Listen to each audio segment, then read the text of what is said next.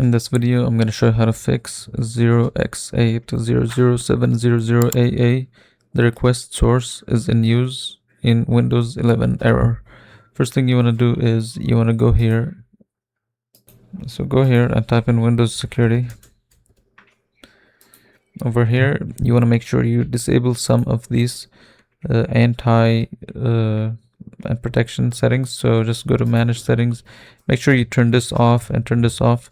So some of these security measures can actually disable some functions for you. So I recommend disabling some of them.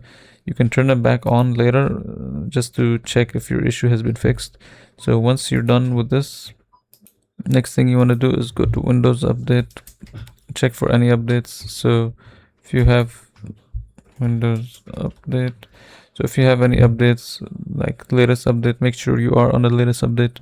And once you do this, the last thing you want to do is go to CMD. You want to open CMD in administrator mode. So right click administrator, and then you want to type in SFC. You want to type in ipconfig/flush DNS and press enter. And once it's done, you can close this down. And lastly, restart your computer and you're done.